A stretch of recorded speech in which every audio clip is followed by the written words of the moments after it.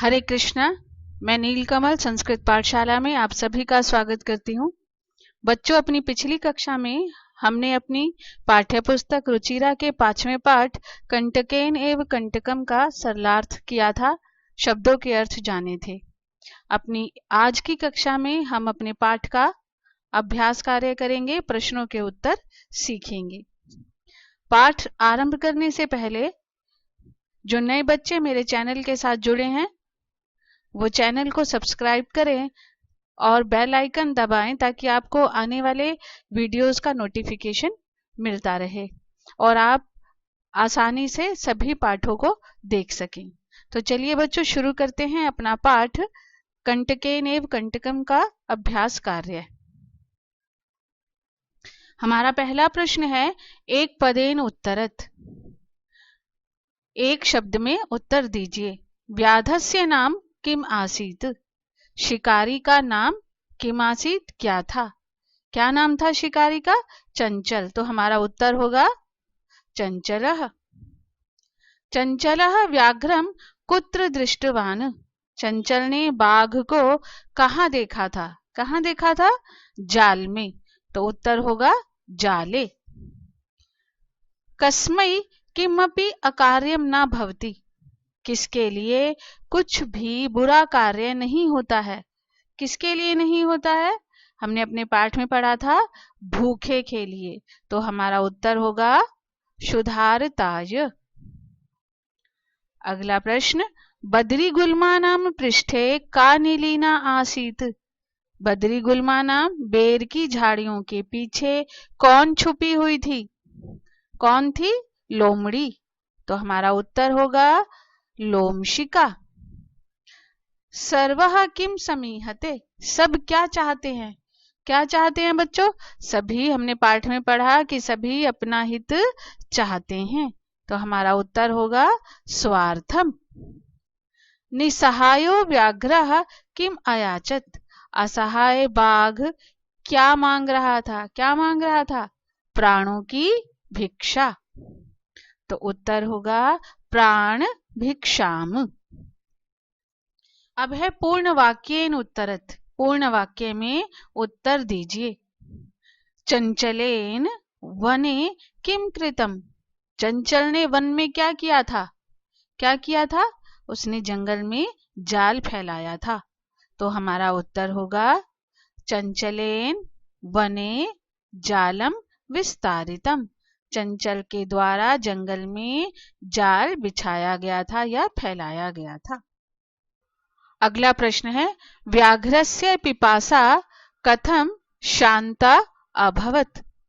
बाघ की प्यास कैसे शांत हुई थी? कैसे शांत हुई थी? नदी का जल पीकर। तो हमारा उत्तर होगा नद्या जलम पीत्वा व्याघ्रस्य पिपासा शांता अभवत। नदी का पानी पीकर बाघ की प्यास शांत हो गई थी। अब अगला प्रश्न देखते हैं, जलम पीत्वा व्याघ्रः किम अवदत। पानी पीकर बाघ क्या बोला? क्या बोला था? कि मेरी प्यास तो शांत हो गई है, अब मैं भूखा हूं। तो हमारा उत्तर होगा जलम पीत्वा व्याघ्रः अवदत शांता में पिपासा सांप्रतम बुभुक्षितो अस्मि इति। मेरी प्यास शांत हो गई है, अब मैं भूखा हूं। अगला प्रश्न, चंचलः मातृस्वसः इति काम संबोधितवान। चंचल ने मौसी ऐसा कहकर किसे संबोधित किया था? किसे बुलाया था? लोमड़ी को। तो उत्तर चंचलः मातृस्वसः इति काम लोमशिकाम संबोधित वान। चंचल ने मौसी ऐसा लोमड़ी को संबोधित किया था। जाले पुनः बद्धम व्याघ्रम दृष्ट्वा व्याधः किम अकरोत्। जाल में पुनः या फिर से बंधे हुए बाघ को देखकर शिकारी ने क्या किया था? क्या किया था बच्चों? आपकी जानकारी के लिए बता दूं बेटा कि ये प्रश्न का जो उत्तर है ये आपकी पाठ में नहीं है, क्योंकि इसका वर्णन पाठ में नहीं किया गया है।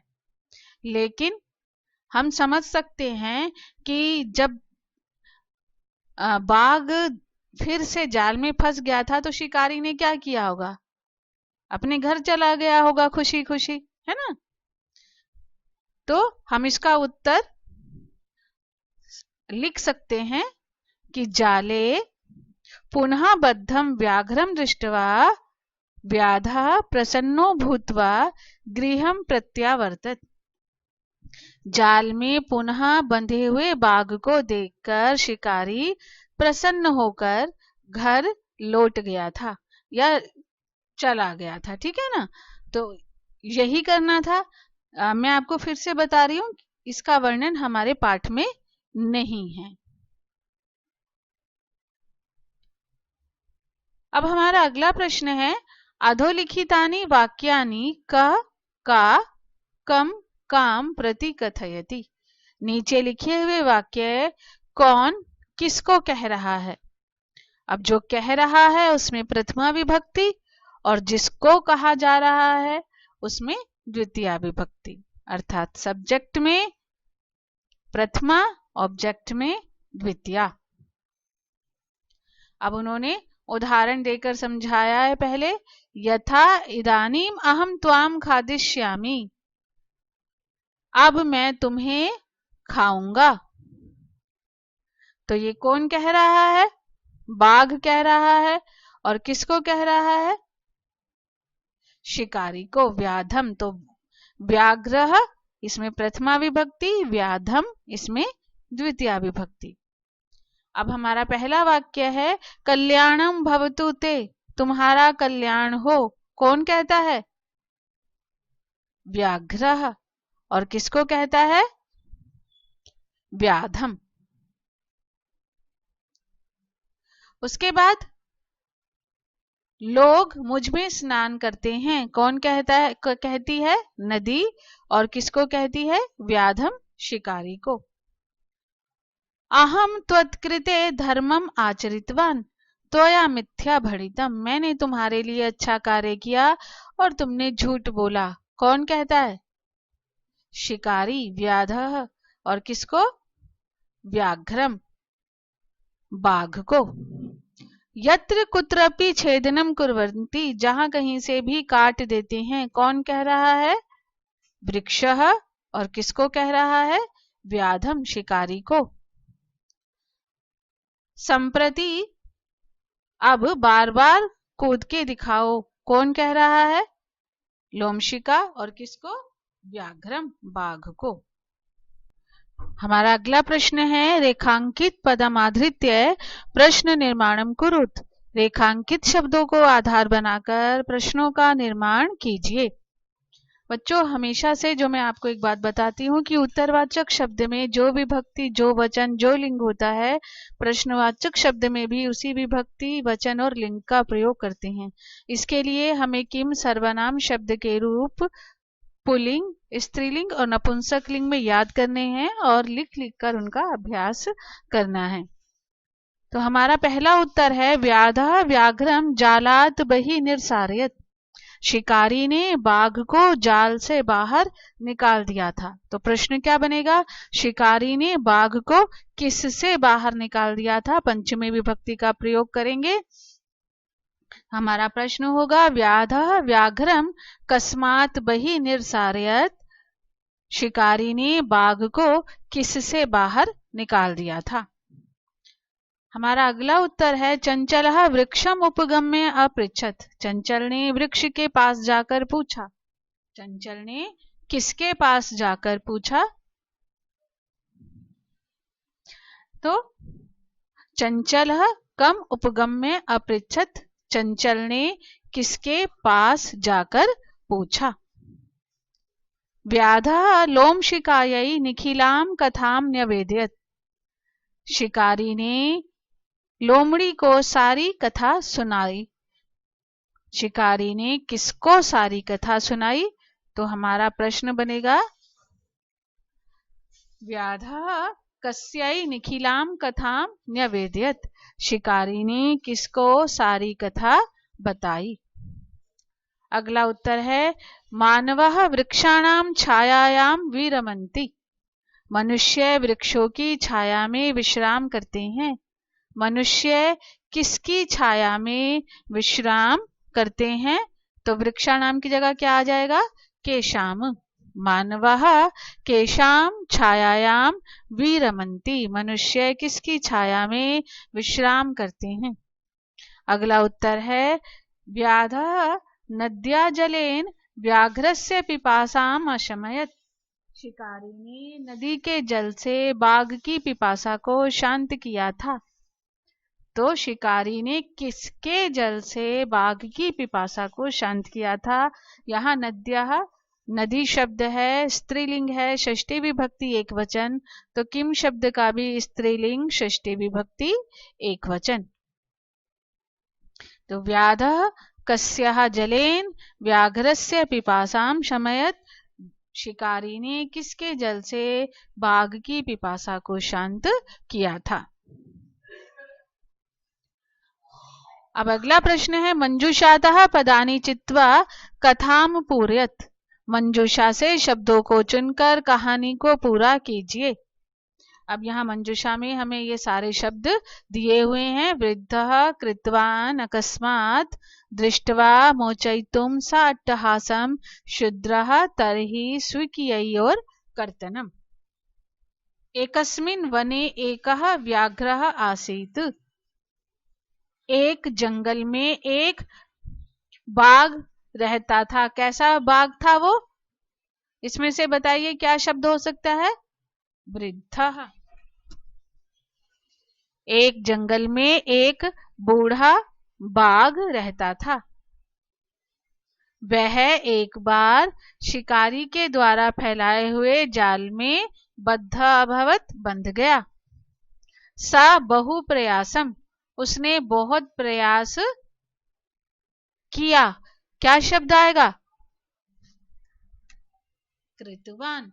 उसने बहुत प्रयास किया किंतु जालात मुक्ता न भवत। किंतु जाल से मुक्तः न अभवत, मुक्त नहीं हुआ। तत्र एकः मूषिकः समागच्छत्। वहां एक चूहा आ गया अचानक। अकस्मात, अचानक वहां एक चूहा आ गया। बद्धम व्याघ्रम स तम अवदत। बंधे हुए बाघ को देखकर, दृष्टवा, बंधे हुए बाघ को देखकर, सतम अवदत, वह उसको बोला, अहो भवान जाले बद्धा, तुम जाल में बंध गए हो। अहम त्वाम इच्छामि, मैं तुम्हें चाहता हूँ। क्या करना चाहता हूँ? मोचयितुम, मैं तुम्हें मुक्त कराना चाहता हूँ। तच्छ्रुत्वा व्याघ्रः, यह सुनकर बाघ अवदत, बाघ बोला। कैसे बोला? हंसते हुए। सा अट्टहासम, हंसते हुए बोला, अरे तुम जीवः मम सहायम करिष्यसि। अरे तुम छोटे से जीव मेरी सहायता करोगे। छोटे से जीव। शूद्रः जीवः मम सहायम करिष्यसि यदि त्वं मां मोचयिष्यसि। यदि तुम मुझे मुक्त कर दोगे तो मैं तुम्हें नहीं मारूंगा। तो तर्हि अहम त्वां न हनिष्यामि। मूषिकः, चूहे ने अपने छोटे दांतों के द्वारा, अपने स्वीकीयई लघु दंतई, छोटे दांतों के द्वारा उसके जाल को काटकर, कर्तनम कृत्वा, उस बाघ को बाहर निकाल दिया। जाल से बाहर कर दिया, अर्थात मुक्त कर दिया। अब है यथा निर्देशम उत्तर, जैसा निर्देश किया जा रहा है या वैसा उत्तर दीजिए, या निर्देशों के अनुसार उत्तर दीजिए। सा लोमशिकायै सर्वाम कथाम न्यवेदयत्। उसने लोमड़ी को सारी कथा बता दी थी। इसमें अस्मिन् वाक्य विशेषण पदम किम, इस वाक्य में विशेषण शब्द क्या है? विशेष्य और विशेषण दो होते हैं। विशेषण कोई भी व्यक्ति, वस्तु या स्थान हो सकता है और जिस शब्द के द्वारा उस व्यक्ति, वस्तु, स्थान की विशेषता बताई जा रही होती है बेटा, उसे हम विशेषण शब्द कहते हैं। तो यहाँ पर आपसे पूछा जा रहा है कि इस वाक्य में विशेषण शब्द क्या है। तो यदि हम देखें तो यहाँ पर पूरा वाक्य देखें तो यहाँ पर है कथा, और कैसी कथा? संपूर्ण कथा। तो यहाँ पर विशेषण शब्द क्या हुआ? सर्वाम। ठीक है, सर्वाम कथाम। कथा कैसी है? संपूर्ण कथा। अहम त्वत्कृते धर्मम आचरितवान, मैंने तुम्हारे लिए धर्म का आचरण किया। यहाँ अहम, यह सर्वनाम शब्द किसके लिए प्रयुक्त किया गया है? मैंने। यहाँ पर मैंने कौन है? शिकारी। तो किसके लिए प्रयुक्त किया गया? व्याधाय, शिकारी के लिए।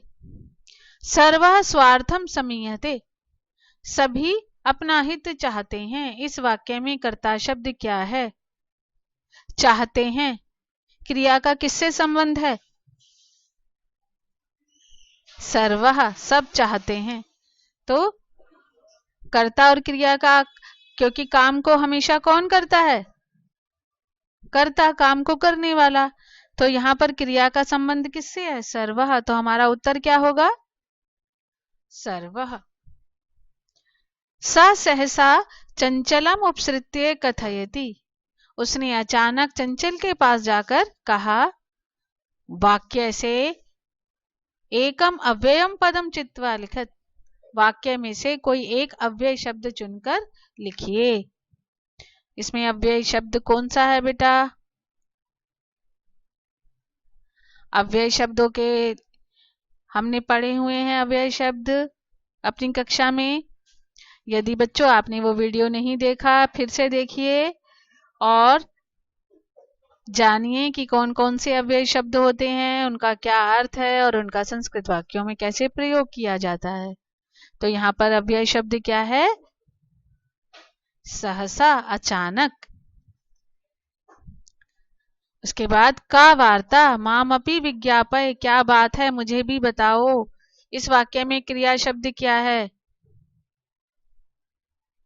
क्या है?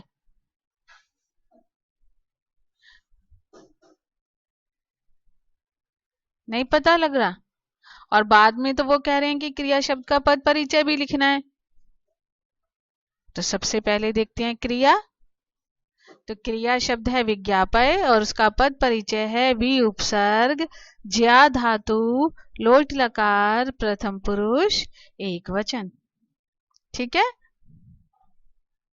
चलिए अब है उदाहरण के अनुसार रिक्त स्थानों को पूरा कीजिए, कि जैसा हमने उदाहरण में दिया हुआ है बिल्कुल उसके अनुसार ही आपको कार्य करना है। तो यहाँ पर मातृ शब्द के रूप दिए हुए हैं प्रथमा विभक्ति, माता, मातरौ, मातरः। उन्होंने कहा कि बिल्कुल इसकी तरह ही स्वश्री शब्द के रूप लिखिए प्रथमा विभक्ति में। तो स्वस्रा, स्वस्रौ, स्वस्रः। ठीक है, तो इसी प्रकार से हमें ये सारा काम करना है। फिर यहाँ पर मातृ शब्द के तृतीया विभक्ति। ठीक बच्चों, तो इस प्रकार से हमें ये करना है। यहाँ पे मैंने सभी जो आपके रिक्त स्थान थे उन्हें कंप्लीट कर दिया है। सभी बच्चे बहुत ध्यान से देखेंगे और स्वयं भी लिखकर अभ्यास करेंगे।